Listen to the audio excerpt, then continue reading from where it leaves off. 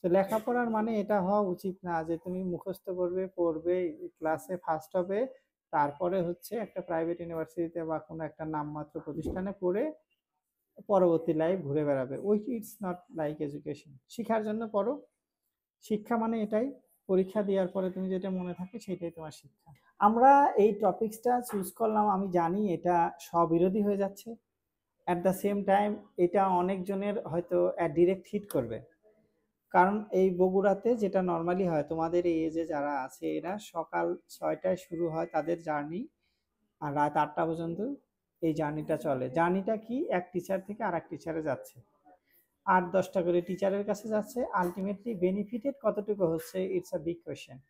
হয়তো সাময়িক সময়ের জন্য রেজাল্ট হচ্ছে, কেউ তোমরা হয়তো স্কুলে টপার হচ্ছ, বাট যদি তুমি না শিখে পড়ো, টিচারের কাছে সারা দিন রাত যাও, আলটিমেটলি তুমি কি শিখলে?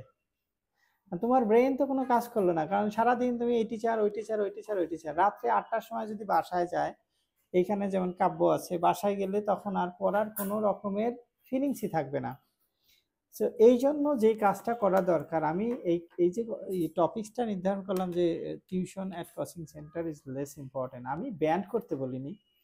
তো আমি যেটাতে ফোকাস করতে চাচ্ছি যে তোমরা বাসায় একটু পড়ো, শুধু টিচারের উপর ডিপেন্ড হয়ে লাভ নেই। ক্রিয়েটিভিটি যেটা স্কিল বেস এডুকেশন, এখানে তোমাকে স্কিল থাকতে হবে। আনফর্চুনেটলি আমরা যেই টেন্ডেন্সিতে যাচ্ছি বা তোমরা যাচ্ছ, এটা দিয়ে হয়তো যে বললাম জিপিএ 5 হতে পারে, ইভেন 1300-র ভিতরে 1250, 60, 75 এরকমও হতে পারে। বাট আলটিমেটলি খুব ভয়ঙ্কর একটা সিচুয়েশন হচ্ছে বগুড়াতে, যারা তোমরা ইন্টারমিডিয়েট শেষ করতেছো, শেষ করবে, এই ইন্টারমিডিয়েট শেষ করার পরে দেখবে যে তোমার এইখান থেকে বগুড়া শহরে আই ডোন্ট নো কত স্টুডেন্ট আছে, বাট এইখান থেকে হয়তো 400-500 স্টুডেন্ট পাবলিক ইউনিভার্সিটিতে ভর্তি হওয়ার সুযোগ পাচ্ছে, কিন্তু জিপিএ 5 বা এগুলো আছে কয়েক হাজার, মানে এটা কাউন্টলেস। এই এই টেন্ডেন্সিটা খুবই ভয়ঙ্কর খারাপ।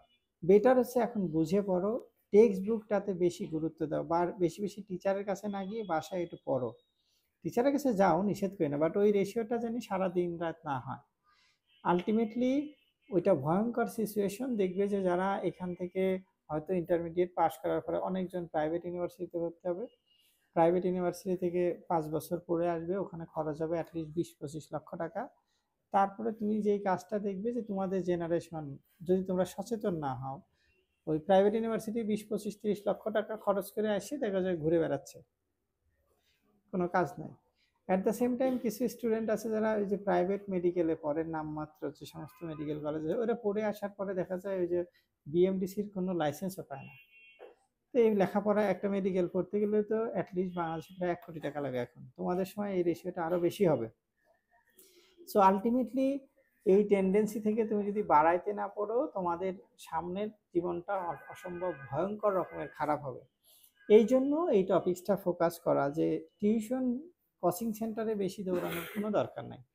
ইভেন আমি যেই কাজটা করি, যাদের উপরে এক্সট্রা প্রেশার পড়ে, আমি অনেকজনকে রিমুভ করি যে তোমার বিএলসি বাদ দাও, কারণ তুমি তো পড়তে পারতেছো না, আসে যে ঘুমাচ্ছে বা ইত্যাদি, কারণ সারাদিন টিচারের কাছে। সো আমি একটা ভয়ঙ্কর এক্সপিরিয়েন্স আছে যে একটা মেয়ে 6টার সময় তার জার্নি শুরু করে, every single day except Friday. তো 6টার সময় বের হয়, রাত 8টা পর্যন্ত স্কুল থাকে, মর্নিং শিফটে কোনো একটা স্কুলে পড়ে।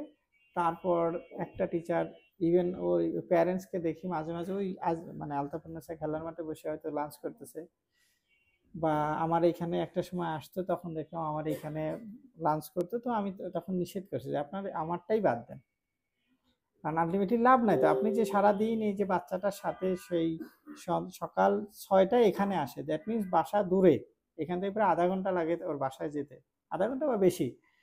তারা 5টা, 5:30টার দিকে বাসা থেকে বের হচ্ছে, আলটিমেটলি ভয়ঙ্কর রকমের খারাপ। হ্যাঁ, এই মেয়েটা হয়তো জিপিএ 5 পাবে, টপার হবে বা হতে পারে, বাট আলটিমেটলি আমরা যেটা দেখলাম যে এই মেয়েটা আসলে হয়তো অ্যাডমিশন টেস্টে বা ওর যেহেতু ক্রিয়েটিভিটি নাই, এক সময়ে দেখা যাবে যে ওর অবস্থানটা কি হবে, ফ্রাস্ট্রেশনে যাবে। কারণ আমি যেটা দেখছি অনেক টপার ছিল ক্লাসে, তারা কোনো ভালো ইউনিভার্সিটিতে চান্স পায়নি, ওয়ারাস যাদের রোল 4-5 ছিল বা 3-4 ছিল, ওরাও ভালো করছে। এই জন্য বলা যে তোমরা কোচিং সেন্টারের উপর ডিপেন্ড হও না, নিজেদের ব্রেনটা একটু বাসায় খাটাও, শিখা মানে শেখার জন্য পড়ো। আমরা যে কাজটা করি মানে পড়ি হচ্ছে পরীক্ষায় পাশ করার জন্য। তো লেখাপড়ার মানে এটা হওয়া উচিত না যে তুমি মুখস্থ করবে, পড়বে, ক্লাসে ফার্স্ট হবে, তারপরে হচ্ছে একটা প্রাইভেট ইউনিভার্সিটিতে বা কোনো একটা নামমাত্র প্রতিষ্ঠানে পড়ে পরবর্তী লাইফ ঘুরে বেড়াবে। ওই ইটস নট লাইক এডুকেশন। শিখার জন্য পড়ো। শিক্ষা মানে এটাই, পরীক্ষা দেওয়ার পরে তুমি যেটা মনে থাকে সেটাই তোমার শিক্ষা।